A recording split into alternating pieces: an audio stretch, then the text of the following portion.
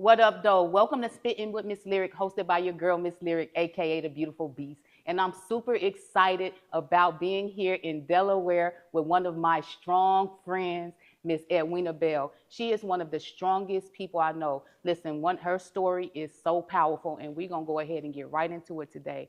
What's going on, Miss Edwina? Honey, is more than a rent. It's God and God all by himself. Yes. Lyric, two people who are like-minded in spirit is manifested through our mental, physical, and emotional manifestation of who we are. Right. And I know for me, 35 plus years ago, my story really started underneath this parked car.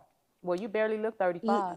Well, honey, I'm 69 and loving it. But listen, I was the age of 34 and underneath a parked car. Wow. After getting high with and doing all kind of sexual favors for my own stepson. Why? Because I was suffering from co-occurring disorders of chemical dependency and mental illness. At the age of 34, I had had enough. Running from him, running from my life, wondering how did I get here? Why am I here? I got a flashback from my past. If I get underneath the car, like I got underneath the bed, they can't find me. They can't hurt me. But underneath that parked car is when my one and only knee bowing experience happened. Wow. The flashbacks of how I was a cheerleader, class vice president, most likely to succeed, right? I voted to model and to be an actress, right? But I got introduced to ideas, right, things and behaviors that unknowingly to me I thought was normal but was detrimental. Wow. So so was your childhood, did that contribute to you going into prostitution and getting on drugs? Was there anything that, that hindered that, or was that just something that you got into from influence of peers? Listen.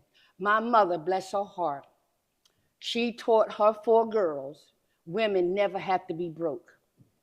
I didn't know what that meant.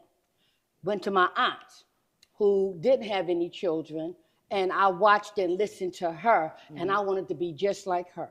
She was a barmaid. She had the wig. She had the bougies and everything. Okay. And men was paying attention to her. And I was like, wow. Then all of a sudden I see money being exchanged and this, and that. And I'm 8 years old at the end of the bar as she's a bartender. So I learned through my 4-step recovery program what happened, how did it happen, and who contributed. And so me being a part of that lifestyle I thought was normal, my prostitution was the first thing I did before I picked up a drink or a drug.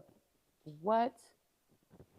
Now that's big because of what you watch. So like let's talk about that. Yes. Because who are we around, right? So you think that's my sister? I trust you with my daughter. I trust you. That's a possession. That's a honor to be a parent. And somebody leads your child to doing something of that nature. That's why we have to watch, right, who we entertain and keep around our children. And just as important, we have to recognize the part we play in the development of our children. That's it. You know, what my mom deemed as innocent, give her a little sip of the beer, or, me watching her being seductive and flirtatious, right? She thought it was innocent, I would watch how my father respond to that. I was like, So I used to pretend like I was my mother. I played house. I played I was a barmaid. I played I was smoking. And I played that I was out there on the road, right? And this is the sad thing, right? It was all a mask. Yeah.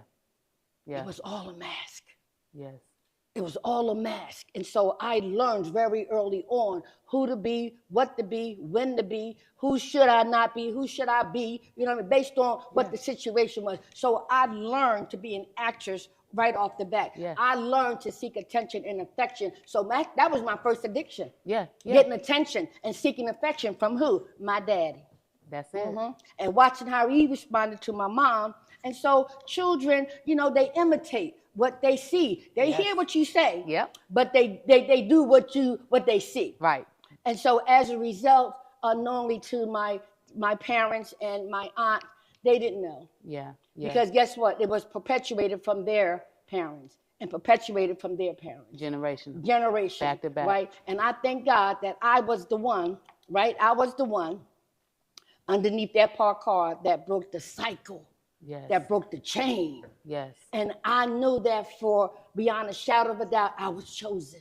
Yes. Because my God that I know now created me, right? And he had me go through to get through, to come through, to be sitting here with you, to tell it. I'm the most authentic and transparent person you will ever meet. You ain't telling no story. Listen. But you're telling your story. But listen, because we've been lied to. Yes.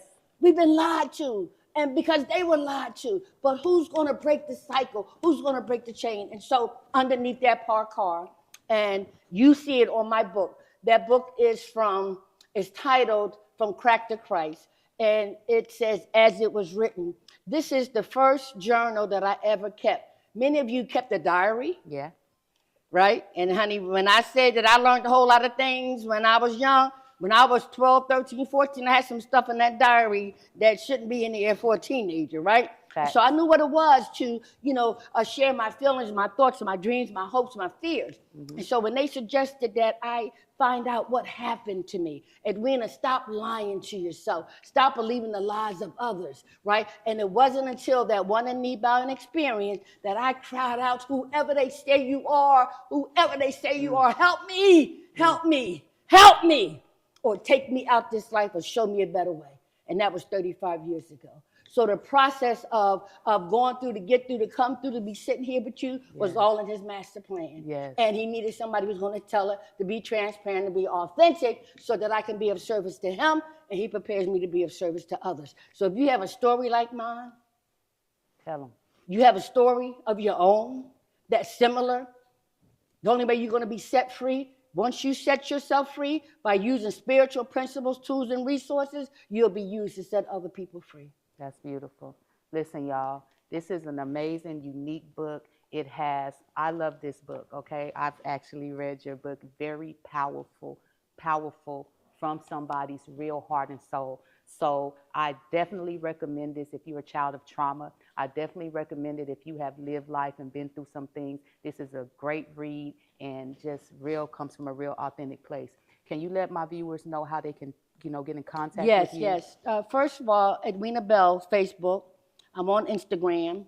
My email address is edwina.bell, @yahoo.com, and edwina.bell@yahoo.com.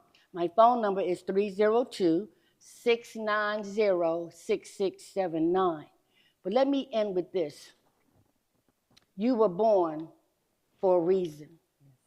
The enemy had another desire for you. But God, who is the ultimate dealer of life, says, if you allow me, I'll show you what you're made of. That's it. As it was written. This is from the horse's mouth. Connect the dots. And you can find this lovely woman on our Strong Friends tour coming to a city near you. Y'all definitely know it's your girl. Don't leave.